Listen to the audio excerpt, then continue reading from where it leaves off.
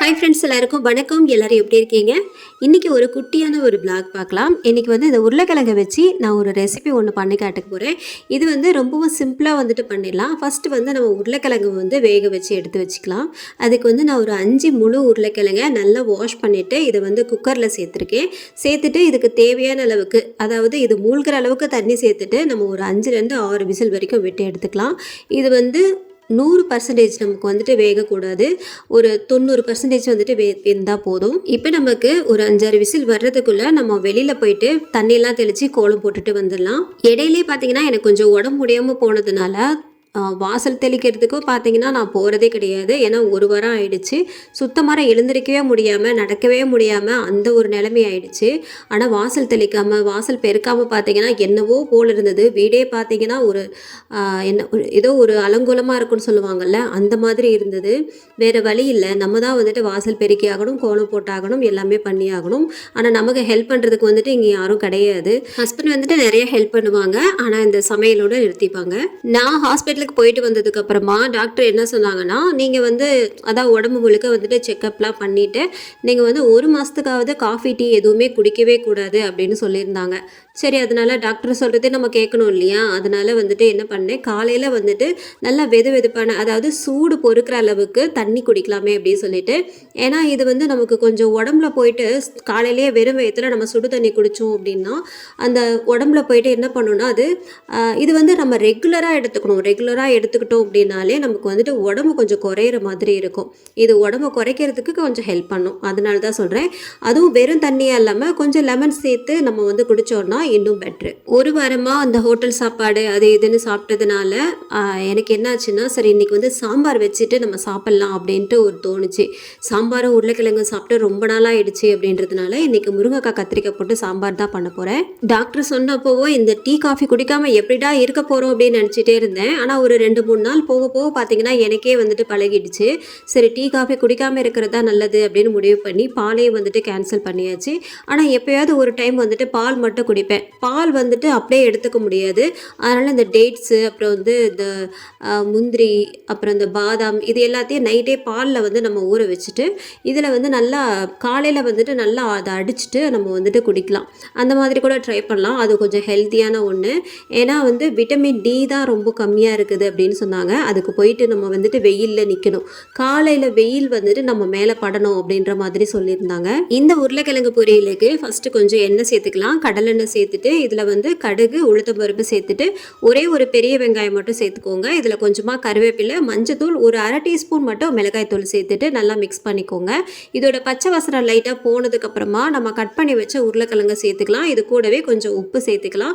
அப்புறம் தோலோடு இடித்த பூண்டையும் சேர்த்துக்கலாம். சேர்த்துட்டு இந்த பூண்டு சேர்த்தா தான் உங்களுக்கு அந்த உருளைக்கிழங்கோட சேர்த்து நல்லா வதக்கும் போது உங்களுக்கு நல்ல ஒரு வாசனையாக இருக்கும். அதனால் இப்போ இதை நல்லா மிக்ஸ் பண்ணிக்கிட்டே இருக்கணும். சிம்லேயே வச்சு நல்லா மிக்ஸ் பண்ணிக்கிட்டே இருக்கணும். அவ்வளோதான், நமக்கு உருளைக்கிழங்கு பொரியலும் ரெடி ஆகிடுச்சு. இந்த கூடவே பார்த்தீங்கன்னா கொஞ்சம் இந்த தயிரும் தாளித்து வச்சேன். ஏன்னா இதெல்லாம் பண்ணால் தான் ஒரு ஃபுல் மீல் சாப்பிட்ட மாதிரி இருக்கும்னு சொல்லிட்டு காலையில் எழுந்திரிச்சு இதெல்லாம் பண்ணிகிட்டு இருந்தேன். அப்புறம் சாம்பாரும் பார்த்தீங்கன்னா ரெடி ஆகிடுச்சு. இன்றைக்கி சட்னி எதுவும் வைக்கல, தோசை ஊற்றிட்டு சாம்பாரே தொட்டுட்டு சாப்பிட்டாச்சு. ஒரு வாரமாக அப்படியே படுத்து ரெஸ்ட் எடுத்ததுனாலே என்னவோ தெரியல, அந்த படுக்கையிலே இருந்ததுனாலே என்னவோ தெரியல, காலையில் எந்திரிச்சதும் எனக்கு எந்த ஒரு தூக்க கலக்கமும் இல்லை, எதுவுமே இல்லை. அவ்வளோ ஒரு சுறுசுறுப்பாக இருந்தது. உடம்பு பார்த்திங்கன்னா சுத்தமாக வலியே இல்லை. ஏன்னா கம்ப்ளீட்டாக பார்த்திங்கன்னா ரெஸ்ட் எடுத்தாச்சா, அதனால தான். ஏன்னா சுத்தமாக முடியாததுனால.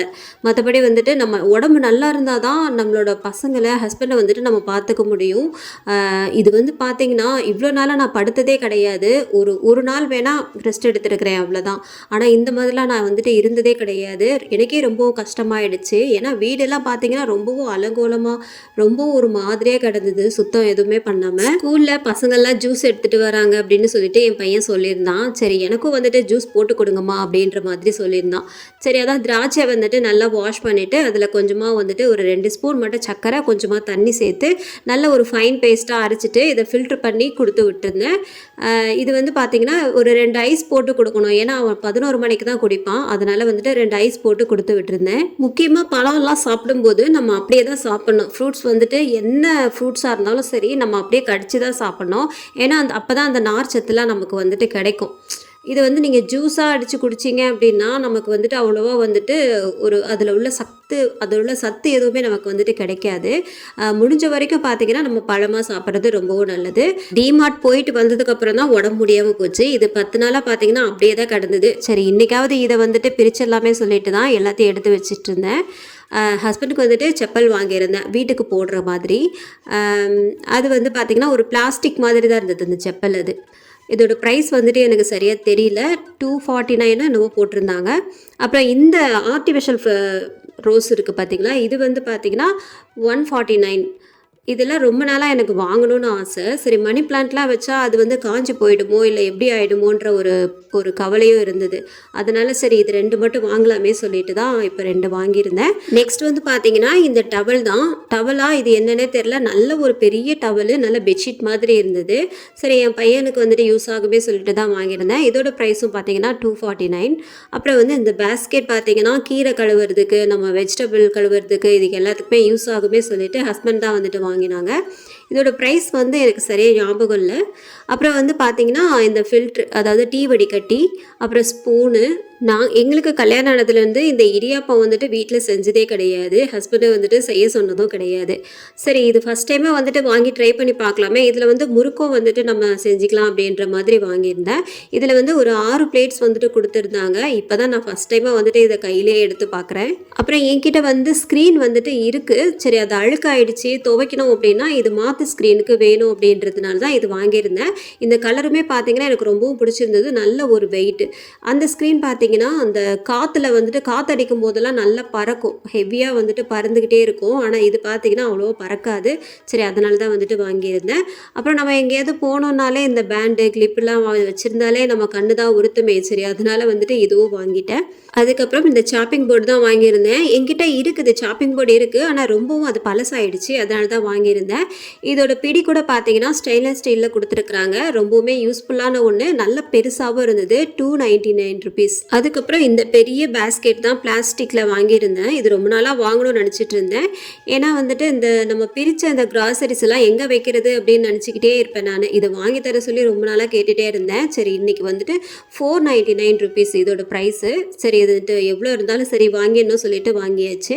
அப்புறம் இது வந்து சர்விங் பிளேட்டு வந்துட்டு ஒன்று வாங்கியிருந்தேன். இதோட ப்ரைஸ் வந்து 29 ருபீஸ். அப்புறம் என்னோட குட்டி பையனுக்கு வந்துட்டு இந்த தோசைலாம் ஊற்றி கொடுத்தா சட்னி தனியாக வந்துட்டு அவன் தொட்டு தான் சாப்பிடுவான், அது மேலே ஊற்றி சாப்பிட மாட்டான். அதனால தான் இந்த பிளேட் வந்துட்டு வாங்கியிருந்தேன். இது அவனுக்காகவே வாங்கியிருந்தேன். பார்க்குறதுக்கும் ரொம்ப க்யூட்டாக இருந்தது, அதனால் வாங்கிட்டேன். இதோட ப்ரைஸ் வந்து 49 ருபீஸ். அதுக்கப்புறம் இந்த பீங்கா கப், இது வந்து பார்த்திங்கன்னா 90 ருபீஸா 18 ருபீஸான்னு சரி ஞாபகம் இல்லை.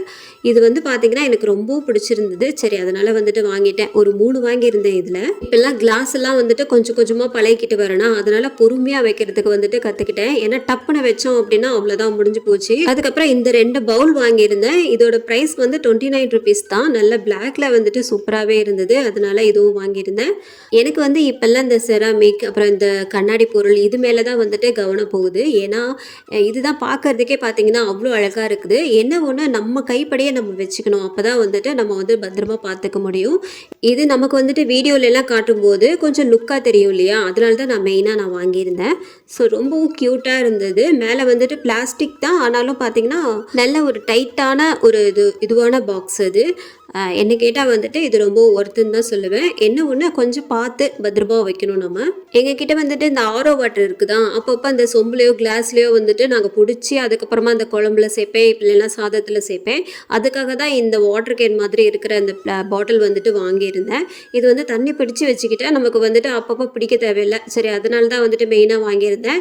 இதில் நான் பிடிச்சி வச்சிட்டேன் அப்படின்னா பசங்க யாருமே தொடமாட்டாங்க, அதுக்கு தான் மெயினாக வாங்கியிருந்தேன். அப்புறம் வந்து பார்த்தீங்கன்னா சில பாட்டில்ஸ்லாம் வாங்கியிருந்தேன். இதோட ப்ரைஸ் வந்து பார்த்தீங்கன்னா 99 ருபீஸ். அப்புறம் வந்து ஒரே மாதிரி பாட்டில்ஸ் வாங்காமல் இதில் வந்துட்டு ஒரு 3 வாங்கியிருந்தேன். அப்புறம் வந்து 69 ருபீஸில் வந்துட்டு இது ஒரே ஒரு பாட்டில் மட்டும் வாங்கியிருந்தேன். அப்புறம் வந்து இந்த கண்ணாடியிலே பார்த்தீங்கன்னா நமக்கு லாக் இருக்கிற மாதிரி வரும், அதில் பார்த்தீங்கன்னா 2 வாங்கியிருந்தேன். இதோட ப்ரைஸ் வந்து பார்த்தீங்கன்னா 149. நல்லா ஒர்த்தாகவே இருந்தது. இது வந்து கண்ணாடினாலே பார்த்தீங்கன்னா கொஞ்சம் பயம்தான், ஆனால் கொஞ்சம் கேர்ஃபுல்லாக வந்துட்டு நம்ம பார்த்துக்கிட்டோம் அப்படின்னா ரொம்ப லாங் லைஃப் வந்துட்டு வரும். எனக்கு வந்து இந்த பிளாஸ்டிக்கெல்லாம் தவிர்த்துட்டு நம்ம இந்த மாதிரி செராமிக் கண்ணாடிலாம் வாங்கி வைக்கலாம் அப்படின்ற ஒரு ஆசை. அதனால தான் கொஞ்சம் கொஞ்சமாக வந்துட்டு வாங்கியிருந்தேன். இந்த விளாக் உங்கள் எல்லாருக்குமே பிடிச்சிருக்கும்னு நினைக்கிறேன். அடுத்த ஒரு நல்ல விளாகில் பார்க்கலாம். அது வரைக்கும் பாய்.